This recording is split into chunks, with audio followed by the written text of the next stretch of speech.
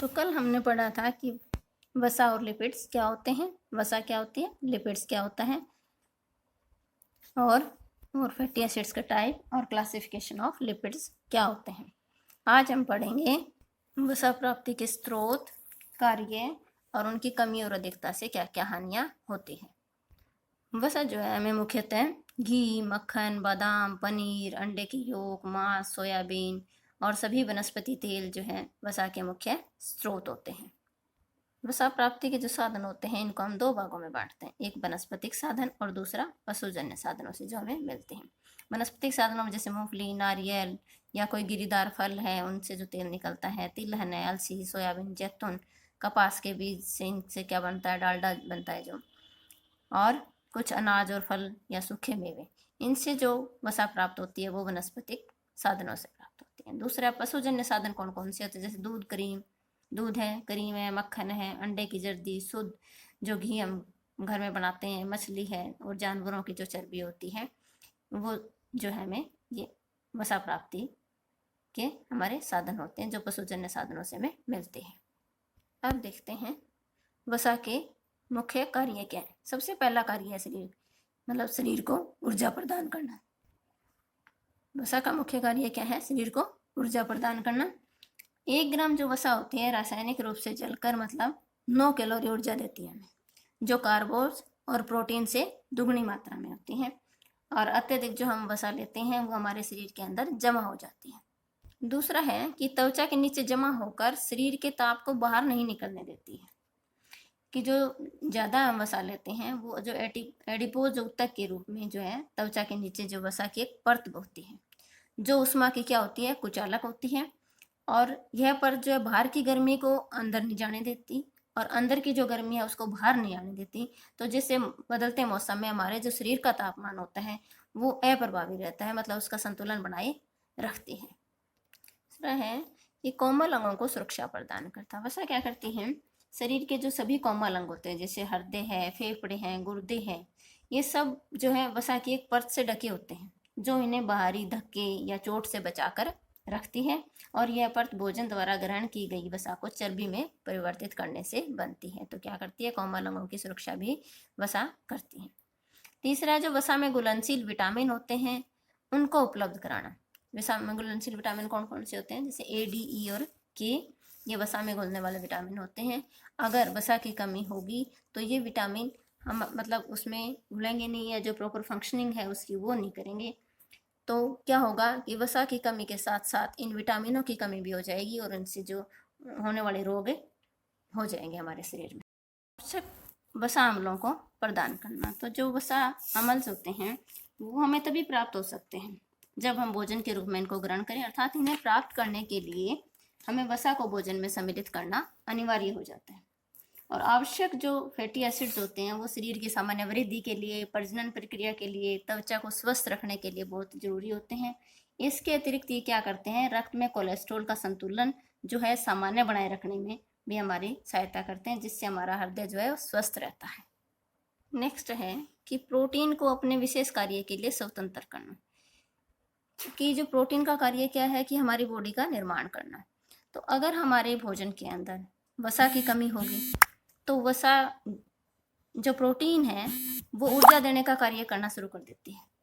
तो क्या होगा कि वसा की कमी तो है, उसके साथ जो है प्रोटीन की कमी भी हो जाएगी, तो वो जो शरीर का निर्माण कार्य है वो छोड़ देगी। तो अगर हम प्रॉपर मात्रा में वसा और कार्बोहाइड्रेट दोनों क्या ऊर्जा प्राप्ति के स्रोत है, अगर ये दोनों हम प्राप्त मात्रा में लेंगे, इनसे अगर हमारी जो है ऊर्जा की जरूरत पूरी हो जाएगी, तो प्रोटीन अपना कार्य करने के लिए स्वतंत्र हो जाएगी, जो उसका कार्य क्या है कि शरीर का निर्माण करना, टूटे फूटे जो तंतु हैं उनके मरम्मत करना।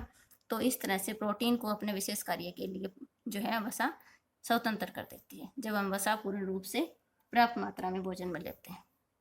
नेक्स्ट है भोजन को तृप्तिदायक बनाना। कि वसा युक्त जो भोजन होता है क्या होता है, भारी होता है और जल्दी से हजम नहीं होता। इसी कारण क्या होता है, जो हम भोजन लेते हैं जिसके अंदर वसा ज्यादा होती है वो लंबे समय तक हमारे आमाशय में रहता है, तो इसलिए हमें पेट खाली महसूस नहीं होता और हमें भूख नहीं लगती। केवल कार्बोज और प्रोटीन युक्त भोजन के साथ साथ अगर हम थोड़ी मात्रा में वसा भी सम्मिलित कर लेते हैं तो हार की जो है सेटिस्फाई वैल्यू होती है वो बढ़ जाती है, मतलब हमें तृप्ति प्रदान करता है जो भोजन हम जिसके अंदर वसा होती है। नेक्स्ट है कि आहार को जो स्वाद बढ़ाना, जिसके अंदर घी की मात्रा होती है वो हमें वैसे ही स्वाद लगता है। यदि कोई भी खाद्य पदार्थ है तो उसको यदि वसा के साथ बनाया जाए तो हमें क्या है उसका खाने का दिल करता है, जैसे तली हुई चीज़ें हैं या कोई और है तो उसको हमें, तो कोई भी जो भोज्य पदार्थ है अगर हम उसको वसा के साथ पकाते हैं तो हमारा खाने का दिल करता है, मतलब उसकी खुशबू को देख के हमारा खाने का दिल करता है। जैसे पकौड़े दूर से तल रहे हैं या समोसे बन रहे हैं या कोई भी तली हुई चीज़ है, मीठे में जैसे मालपूड़े हैं या, तो इस तरह की जो चीज़ें हैं वो हमारी भूख को बढ़ाने का कार्य भी करती हैं। और पकने के दौरान अगर हम वसा वगैरह डालते हैं तो वो उसकी सुगंध को बढ़ा देती है और उसको कुरकुरा भी बना देती है, और अलग अलग रूप में हम इनको भोजन को पका सकते हैं वसा के द्वारा। तो ये हमारे स्वाद को भी बढ़ाती है और भूख को भी बढ़ा देते हैं। तो हमने देखा कि वसा के जो है क्या क्या कार्य होते हैं। सबसे पहला ऊर्जा प्रदान करना, फिर है कोमल अंगों को सुरक्षा प्रदान करना, वसा में जो घुलनशील विटामिन होते हैं उनको उपलब्ध करवाना, और जो आवश्यक वसा अम्ल्स होते हैं एसेंशियल फैटी एसिड्स होते हैं उनको प्रदान करना, और जो हमारे शरीर का तापमान है उसको सामान्य बनाए रखना, हमारे अंगों की जो है रक्षा करना, और जो प्रोटीन होती है उसका जो कार्य है बॉडी बिल्डिंग का उसके लिए उसको स्वतंत्र करना, और भोजन को तृप्तिदायक बनाना, और लास्ट है कि आहार का स्वाद बढ़ाना। अब हम देखते हैं कि वसा की कमी का हमारे शरीर पर क्या प्रभाव पड़ता है। वसा की कमी से क्या होता है, त्वचा सूखी हो जाती है और वजन में भी कमी आ जाती है। वसा की कमी से क्या होता है कि उचित वृद्धि और विकास नहीं हो पाता और सामान्य भार में कमी हो जाती है। नेक्स्ट है कि आवश्यक जो वसा अम्ल्स होते हैं उनकी कमी हो जाती है, जिसके कारण क्या होता है कि विशेषकर बच्चों को त्वचा संबंधी जो बीमारियां लग जाती है, जैसे दाद खाज खुजली है, या जो हमारी त्वचा खुरदरी हो जाती है, कांतिहीन हो जाती है, मतलब सुंदर दिखाई नहीं देती। और एक जो इसके अलावा क्या आता है फ्राइनोडर्मा नामक बीमारी हो जाती है जिसे टोड त्वचा भी कहा जाता है। इसके क्या कारण होता है कि जो लिनोलिक वसा अम्ल्स जो है उसकी कमी के कारण ये होता है, और इसका उपाय क्या हो सकता है कि लिनोलिक अम्ल के साथ साथ अगर हम विटामिन ए और विटामिन बी लें तो ये रोग जो है खत्म हो सकता है। इसमें क्या होता है कि जो हमारी त्वचा होती है वो सूखी खुरदरी हो जाती है, त्वचा पे दरारें पड़ जाती हैं, और पेट पीठ टांगों पर जो है दाने से निकल आते हैं, जिससे जो हमारी त्वचा भद्दी खुरदरी दिखाई देने लगती है। नेक्स्ट है कि जो कैल्शियम और फास्फोरस होते हैं वो जो खनिज लवण होते हैं वो भी वसा के बिना हमारे शरीर के अंगों तक नहीं पहुंच पाते, मतलब इनको भी हमारे शरीर को कंज्यूम करने के लिए वसा की आवश्यकता होती है। फिर है प्रोटीन की कमी होना, अगर वसा की कमी हो जाएगी तो प्रोटीन की कमी हो जाएगी। क्यों? क्योंकि जो प्रोटीन का क्या कार्य होता है कि बॉडी का निर्माण करना, टूटे फूटे तंतुओं की मरम्मत करना, लेकिन अगर वसा की कमी है तो जो ऊर्जा देने का काम है वो प्रोटीन करना शुरू कर देती है। तो इसलिए क्या है कि वसा की कमी के साथ साथ हमारे शरीर में प्रोटीन की कमी भी हो जाएगी, और इससे बच्चे की वृद्धि और विकास के ऊपर भी असर पड़ता है। नेक्स्ट है कि जो पाचन संस्थान की गति है वो भी धीमी हो जाती है, जिससे क्या होता है कब्ज की शिकायत हो जाती है, कब्ज रहना शुरू हो जाती है। नेक्स्ट है कि जो शरीर के कोमल अंग हैं वो असुरक्षित हो जाते हैं। शरीर के कोमल अंग जैसे अभी हमने पीछे पढ़ा था कि भोजन इसके वसा के जो कार्य हैं कोमल अंगों को सुरक्षा प्रदान करना, कि वसा क्या करती है, जैसे हमारे हृदय हैं, फेफड़े हैं, गुर्दे हैं, इनको एक जो वसा की परत जो है ढके रखती है और इनको भारी चोट है या धक्कों से इनको बचा के रखती है। तो अगर वसा की कमी होगी तो हमारे जो कोमल अंग है वो भी असुरक्षित हो जाएंगे। नेक्स्ट है कि वसा में जो घुलनशील विटामिन होते हैं जैसे ए डी ई के उनकी भी कमी हो जाती है, क्योंकि अगर वसा की कमी होगी तो ये विटामिन घुल कर जो शरीर का में जो काम करेंगे वो काम नहीं करेंगे, और साथ साथ जो विटामिन की कमी हो जाएगी और वसा भी कमी हो जाएगी। तो दोनों की कमी होने से जो विटामिन की कमी से जो रोग होते हैं वो भी हो जाएंगे और वसा की भी कमी हो जाएगी। वसा में जो घुलनशील विटामिन होते हैं ए डी ई के वो वसा में घुल कर ही जो है संबंधित ऊतकों तक अपना कार्य करने के लिए पहुंच पाते हैं।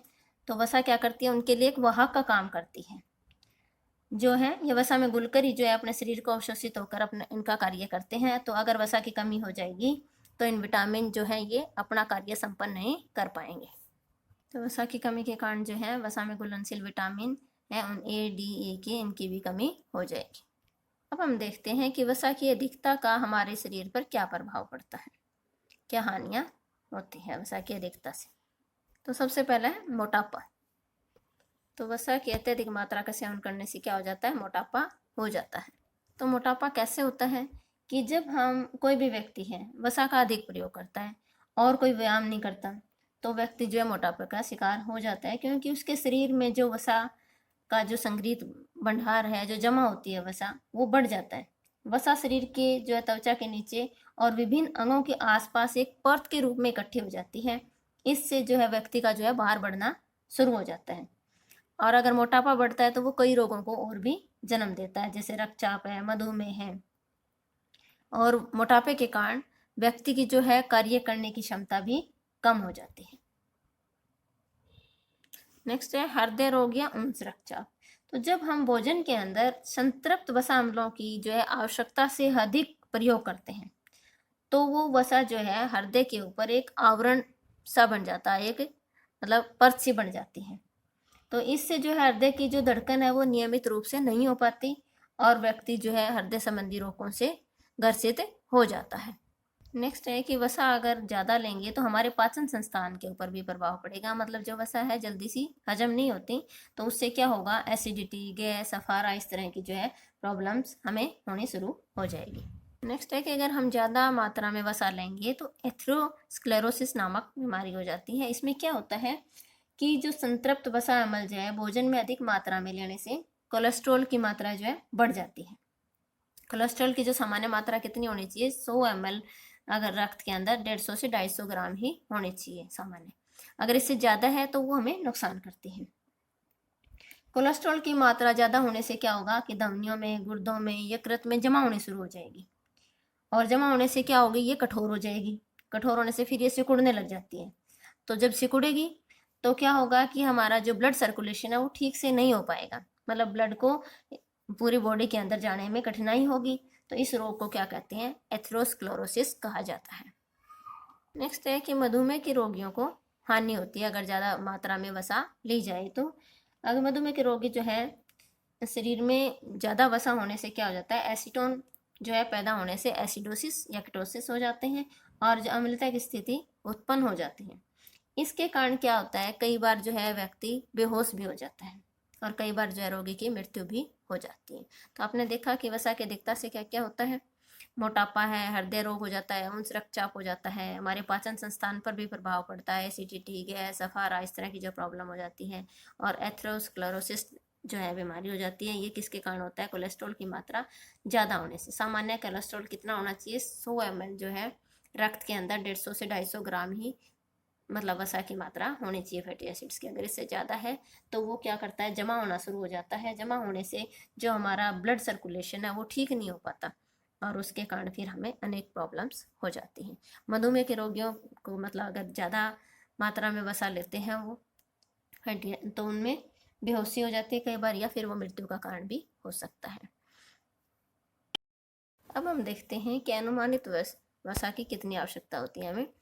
जैसे अगर सामान्य वयस्क जो है उसको 10 से 20 जो है कुल कैलोरी जितनी होती है उसका 10 से 20% जो है हमें वसा से मिलना चाहिए।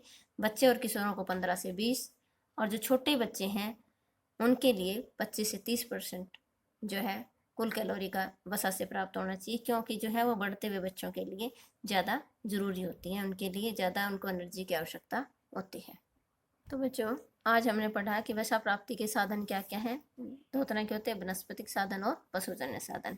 वसा के कार्य क्या हैं, क्या क्या कार्य हैं, जैसे ऊर्जा प्रदान करना है, कोमल अंगों की सुरक्षा प्रदान करना है, वसा में जो घुलनशील विटामिन होते हैं उनको उपलब्ध करवाना है, जो एसेंशियल फैटी एसिड्स होते हैं उनको प्रदान करना, या जो शरीर का हमारा बॉडी का टेम्परेचर होते हैं उसको सामान्य बनाए रखना, और जो प्रोटीन का कार्य है वो प्रोटीन को मतलब स्वतंत्र छोड़ देना। प्रोटीन का विशेष कार्य करने के लिए क्या होता है, विशेष कार्य कि बॉडी बिल्डिंग का कार्य होता है हमारे प्रोटीन का। और भोजन को तृप्तिदायक बनाना मतलब स्वादिष्ट बनाना। और हमने पढ़ा कि वसा की कमी का हमारे शरीर पे क्या प्रभाव पड़ता है कि जो हमारा शरीर की वृद्धि है, विकास है, वो नहीं पाता, ढंग से नहीं हो पाता। जो शरीर का भार है वो सामान्य से कम हो जाता है। व्यक्ति जो है सूखा ऐसा जो है हो जाता है, बिल्कुल उसकी बॉडी, हड्डियों का एक ढांचा मात्र रह जाता है। और जो आवश्यक वसा अम्ल से उनकी कमी हो जाती है। और हमारी जो त्वचा है वो त्वचा संबंधी रोग जैसे दाद, खाज, खुजली है या खुरदरी हो जाती है, त्वचा कांतिहीन हो जाती है, मतलब सुंदर नहीं दिखाई देती।